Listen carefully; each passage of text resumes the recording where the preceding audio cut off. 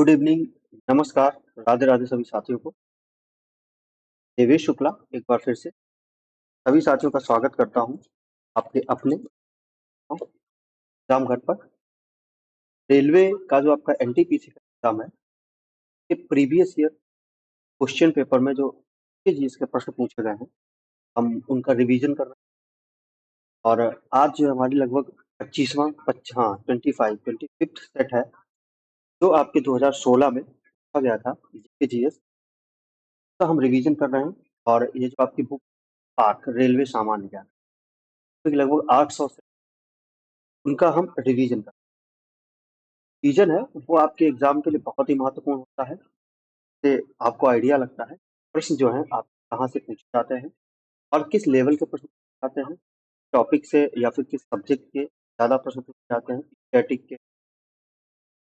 या फिर आपका जो करंट अफेयर है वहाँ से। क्वेश्चन हर जगह से पूछे जाते हैं, लेकिन आपको ये एक आइडिया रहता है कि कहाँ से ज़्यादा आपके एग्जाम में आते हैं। मैक्सिमम टाइम क्या होता है, प्रश्न है वो आपके रिपीट होते हैं। अगर आप लगातार 3 क्लासेस कर रहे होंगे, तो यहाँ पे आपको एक ही साथ सारे ऐसे क्वेश्चन वो आपको मिले। उसमें आप देखेंगे 1 से 2 क्वेश्चन हर सेट में रिपीट होते हैं, हर सेट में रिपीट होते हैं। वही 2016 में ही जो आपका एक दिन आज पूछा गया वही प्रश्न पता चला 2 दिन बाद भी पूछा, तो इसलिए आपके लिए जो क्वेश्चन है वो बहुत ही महत्वपूर्ण हो जाए। तो आप सभी साथी जल्दी से जुड़ जाइए और क्लास जो है आपकी स्टार्ट हो चुकी है, जल्दी से जुड़ जाइए। जो नए साथी जुड़े वो चैनल को सब्सक्राइब कर लें, और जो साथी हैं हमारे ऑलरेडी, वो चैनल के लिंक को या फिर वीडियो के लिंक को अपने साथियों में ऐसा कोई ज़रूरी नहीं है कि ये क्लासेस जो है आपके और सिर्फ रेलवे एनटीपीसी के लिए महत्वपूर्ण है।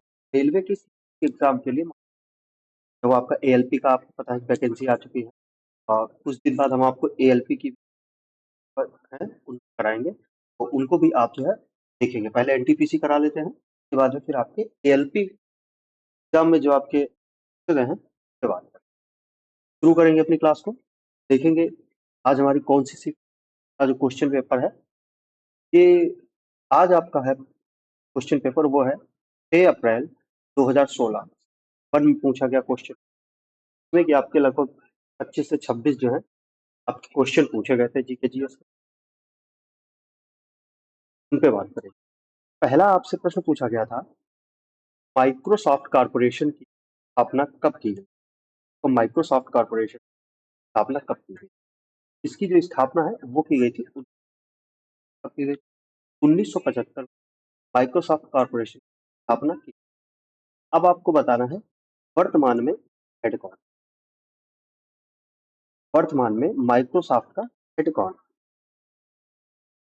देश की है ये माइक्रोसॉफ्ट कंपनी देश की। देखिए, आप इनका जवाब जो है हम आपको बता सकते हैं, लेकिन इसलिए नहीं बता रहे हैं।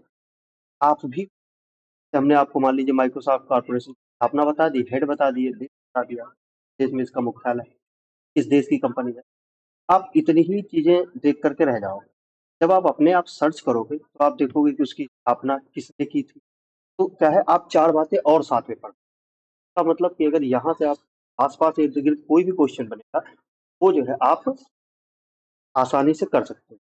ये सारी चीज़ें हम आपको यहाँ पे बताएँ, इससे क्या होगा कि आपकी क्लास जो है बहुत लंबी होगी, तो वो एक तरीके से लेक्चर टाइप का हो जाएगा, ना कि आपका रिवीजन। रिवीजन का मतलब यही है, आप रिवाइज़ करिए और उसके आस-पास के प्रश्नों को अपने आप से खुद।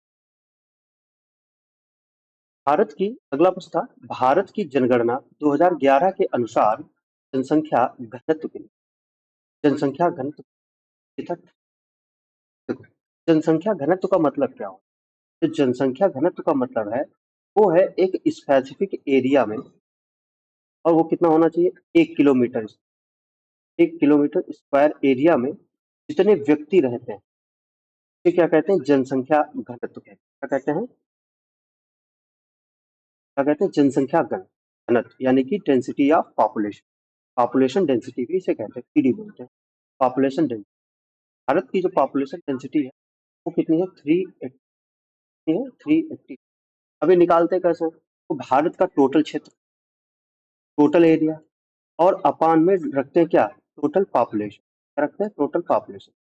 जो भी हमारी जनगणना होती है, इसमें टोटल पॉपुलेशन आती है और जो टोटल एरिया है पूरे देश का, उसे को जो है टोटल पॉपुलेशन से डिवाइड करते हैं, कितना आता है वही क्या होता है आपका पॉपुलेशन डेंसिटी कहलाता है। ये पूरे भारत की। अब आप ये बताइएगा, राज्य की पॉपुलेशन डेंसिटी सबसे अधिक स्टेट कौन सा है? स्टेट की पॉपुलेशन डेंसिटी सबसे स्टेट में किसकी मिनिमम है और किसकी मैक्सिमम? दो क्वेश्चन आपके लिए। राज्य की पॉपुलेशन डेंसिटी है वो मैक्सिमम है, और किस देश की राज्य की पॉपुलेशन डेंसिटी है वो आपकी मिनिमम है। मिनिमम मैक्सिमम दोनों आपको याद करने हैं। ये पूरे भारत की थी, कितना है? ठीक। अगला देखिएगा, अगला प्रश्न पूछा गया था, इस व्यक्ति को बादशाह खान के नाम से जाना जाता है। व्यक्ति को बादशाह खान के नाम से जाना जाता है। ये कौन है? खान अब्दुल गफ्फार खान। कौन है? खान अब्दुल गफ्फार खान को किस नाम से भी जाना जाता है? बादशाह खान के नाम से भी। अगला चौथा प्रश्न, अफगानिस्तान में राजनयिक अफगानिस्तान में राजनीतिक प्रणाली को किस नाम से जाना जाता है? अफगानिस्तान में जो राजनीतिक प्रणाली है किस नाम से जाना जाता है? तो बोलते हैं अफगानिस्तान इस्लामी अमीरात। क्या है? अफगानिस्तान इस्लामी अमीरात के नाम से जाना जाता है अफगानिस्तान में जो राजनीतिक प्रणाली है। अगला देखिएगा, अगला है, दिल्ली में संसद भवन का निर्माण अवध के दौरान किया गया। तो आपकी पुरानी संसद, अब आपको पता होगा कि अब जो है नई संसद भवन आ गई है, ठीक है? और किस प्रोजेक्ट के तहत तहत आई थी? Project Vista. ठीक है? तो निर्माण अवध के दौरान किया गया था। ये था 1921 1927, 1921 से 19। तो नई संसद भवन है, नई संसद भवन का निर्माण कब किया गया था? कब शुरू हुआ था? किस कंपनी के द्वारा किया गया? और जो प्रोजेक्ट था उस प्रोजेक्ट का नाम क्या है? ये आपको बताना है। नई जो संसद भवन है का निर्माण प्रोजेक्ट का क्या नाम था और किस कंपनी ने बनाई थी, ये आपको बताना है। ये दोनों ही क्वेश्चन जो है आपके लिए। अगला देखिए, देखो जैसे 2016 में आपसे पूछा था संसद भवन का निर्माण किस अवधि के दौरान हुआ था। अब क्या है, अब आपकी नई संसद भवन हो चुकी है, बन चुकी है। इसमें जो है कौन सा आपका प्रोजेक्ट था, किस कंपनी ने बनाया और कब इसका उद्घाटन हुआ? तीन चार प्रश्न जो है आपके बहुत ही महत्वपूर्ण। अगला देखिएगा, अगला है, जब एक कार मोड़ लेती है तो वह कौन सा बल है जो हमें बाहर की ओर धक्का देता है? ये होता है अपकेंद्रीय। कौन सा होता है? अपकेंद्रीय।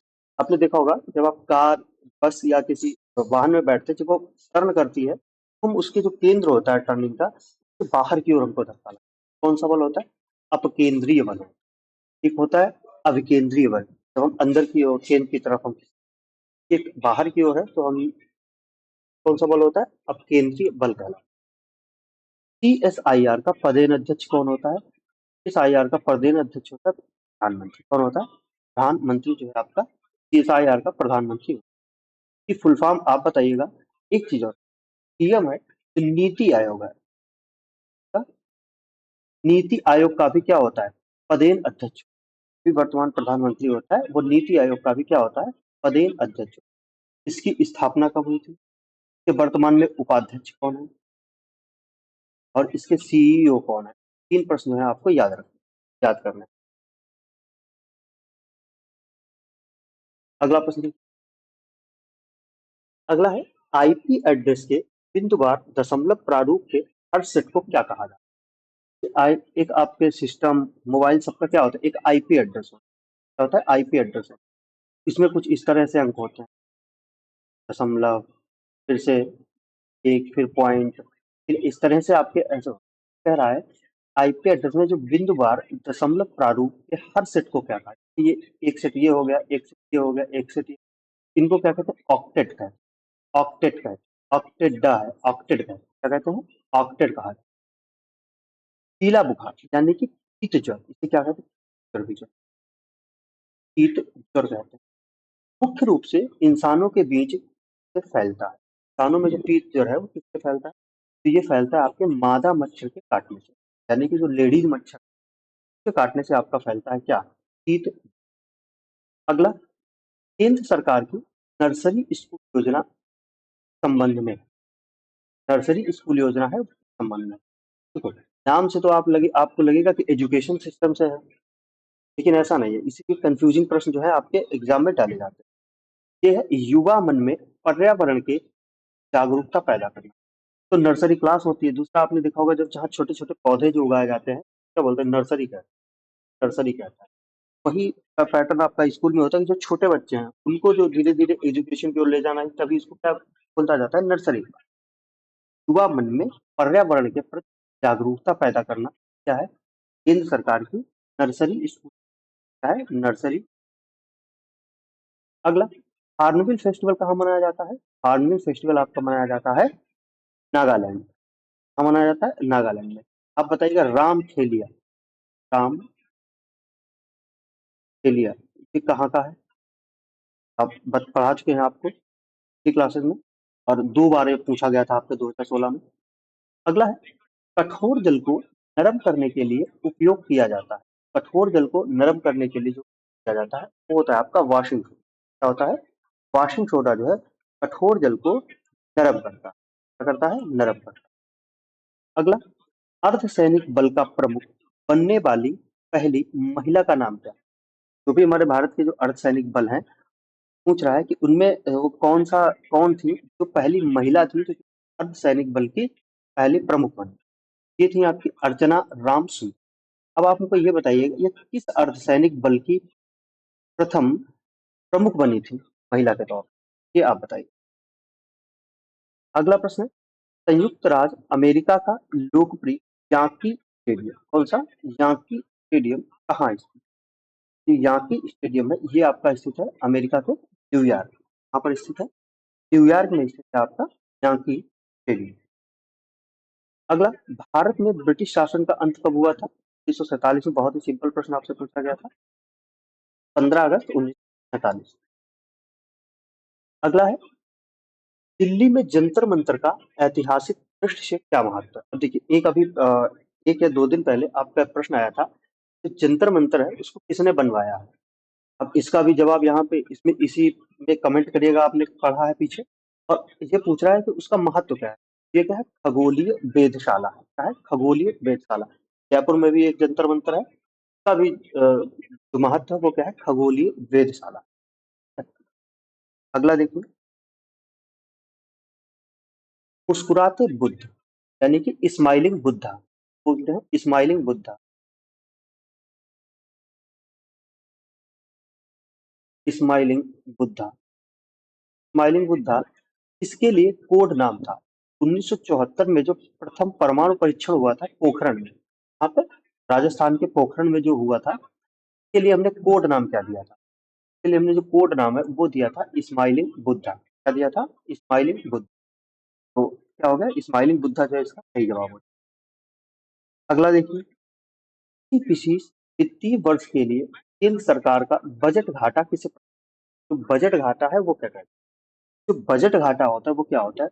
वह धनराशि जो सरकार ने अनाउंस कर दिया कि हम इतना इतना काम करेंगे, अब उसमें उस काम को पूरा करने के लिए जो भी धनराशि केंद्र सरकार को उधार लेनी पड़ती है, तो वर्ल्ड बैंक, IMF, यहाँ से जो हम धनराशि जो उधार लेते हैं, चाहे वो आप जनता से उधार लेते हैं, आपके बहुत सी ऐसी चीजें के थ्रू, जो क्या होता है वो धनराशि जो उधार लेनी पड़ती है सरकार को साल के अपने घोषित किए गए कार्यों को पूरा करने के लिए, वो क्या कहलाता है?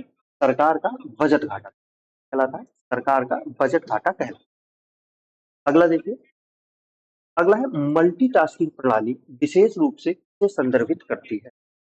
मल्टीटास्किंग प्रणाली विशेष रूप से किसे संदर्भित? मल्टीटास्किंग का मतलब होता है एक से अधिक प्रक्रिया। एक से, कहते हैं ना तुम मल्टी टैलेंटेड व्यक्ति, यानी कि आपके अंदर एक से ज्यादा क्या है, टैलेंट है, तो कोई क्या हो जाता है? Multi talent. ऐसे जो एक से अधिक प्रक्रिया होती है उसे क्या कहते हैं? मल्टी टास्किंग का। एनीमिया किसकी वजह से होता है? एनीमिया यानी कि रक्ताल्पता भी इसे कहते हैं, खून की कमी से होता है जब हमारे शरीर में RBC की कमी हो जाती है, रेड ब्लड सेल्स की जब कमी हो जाती है, इसे क्या कहते हैं? तो कहते हैं हम रक्ताल्पता, यानी कि एनीमिया, एनीमिक कहते हैं। क्या कहते हैं? एनीमिक। ठीक है, अगला देखिए, इसरो के पहले अध्यक्ष कौन थे? इसरो के जो पहले अध्यक्ष वो कौन थे? विक्रम साराभाई। अब बताइएगा वर्तमान में कौन है? वर्तमान में कौन है और किस नंबर के हैं? कौन से क्रम पे है? ये दोनों चीजें आप बताइए। एक चीज और बताइएगा, आरबीआई के गवर्नर कौन है वर्तमान में? आरबीआई के गवर्नर कौन है और इनका क्रम क्या है? वर्तमान सीजेआई कौन है? इनका क्रम क्या है? ठीक है, ये आप बताइएगा। अगला है, भारतीय संविधान सभा ने भारतीय राष्ट्रीय ध्वज को कब अपनाया? ध्वज को अपनाया था 22 जुलाई 1947 को। कब अपनाया था? 22 जुलाई 1947 को अपनाया था। अगला, भारत स्टेट उत्सर्जक मानक किसे संदर्भित करता है? यह आपका विकल्प है। आपने सुना होगा बीएस। अभी तक हमारे यहाँ पे BS4 चल रहा था गाड़ियों का मानक, लेकिन अब वर्तमान में चल रहा है आपका BS6। कौन सा? BS6। BS5 हमने नहीं। BS का मतलब होता है भारत, होता है भारत। अगला देखिए, अगला है, कैल्शियम हाइड्रोक्साइड के सॉल्यूशन का सामान्य नाम क्या है? जो नींबू पानी होता है इसे हम क्या कहते हैं? कैल्शियम हाइड्रोक्साइड का सॉल्यूशन कहते हैं। क्या कहते हैं? Calcium hydroxide. नेफ्रोलॉजी किससे जुड़ा है? तो नेफ्रोलॉजी है वो गुर्दे के अंदर। गुर्दा जो है, गुर्दे के अंदर को क्या कहते हैं? नेफ्रोलॉजी। अगला प्रश्न है, Syed Modi international grand prix gold championship हर साल कहाँ आयोजित की जाती है? जो आपका Syed Modi international grand prix gold championship है, वो हर साल अब कहाँ पे आयोजित होती है? तो ये आयोजित होती है आपके लखनऊ। कहाँ पर होती है? लखनऊ में। और लखनऊ किस राज्य की राजधानी है? उत्तर प्रदेश। कहाँ पे है? उत्तर प्रदेश की राजधानी यहाँ पर लखनऊ। एक बात और याद रखिएगा, इस तरह से जो आपका नेशनल कैपिटल है दिल्ली, दिल्ली के आसपास क्या क्षेत्र है? NCR। ये क्या कहते हैं? National capital. इसी तरह से जो उत्तर प्रदेश सरकार है, इसे लखनऊ को क्या बोला है? SCR, यानी कि स्टेट कैपिटल रीजन के की तरह से, की तर्ज पर, NCR की तर्ज पर कुछ विकसित करने की बात कही। अगला देखिएगा, भारतीय खिलाड़ी गगन नारंग किस खेल से संबंधित है? तो गगन नारंग है, इनका जो खेल है वो क्या कौन सा है? Air rifle shoot. कौन सा है? एयर राइफल संबंधित है आपके गगन नारंग। लास्ट प्रश्न है, बिजली की मोटर रूपांतरित करती है, बिजली की मोटर है वो क्या करती है? विद्युत ऊर्जा को यांत्रिक ऊर्जा में बदलती है। विद्युत ऊर्जा को यांत्रिक ऊर्जा में बदलता है कौन सा? बिजली का मोटर। अब यहीं पे अगर कहें कि जो डायनमो होता है, ये भी प्रश्न आपका, डायनमो क्या करता है? डायनमो यांत्रिक ऊर्जा को विद्युत ऊर्जा में, तो डायनमो जो होता है आपका वो विद्युत ऊर्जा, ओ सॉरी, यांत्रिक ऊर्जा को विद्युत ऊर्जा में बदलता है, जबकि जो बिजली का मोटर होता है वो क्या करता है? विद्युत ऊर्जा को यांत्रिक ऊर्जा में बदलता है। तो आज की क्लास के जो 28 प्रश्न थे इस सेट में वो हमने देख लिए। कल मिलेंगे एक और क्लास अगली एक सेट के साथ में, जिसके GK GS का हम क्या करेंगे? रिवीजन। सभी साथी बिल्कुल लास्ट तक अगर आपने क्लास देखी, बिल्कुल आप एक क्लास को लाइक दें। अगर आपको कंटेंट अच्छा लगता है और लगता है कि ये क्लास आपके लिए फायदेमंद है, फिर एग्जाम में आपके स्कोर को बूस्ट कर सकती है, तो आप अपने दोस्तों में शेयर कर सकते हैं। तो भी किसी भी रेलवे एग्जाम की तैयारी कर, चाहे वो NTPC हो, LP हो, ग्रुप डी हो, कोई भी हो।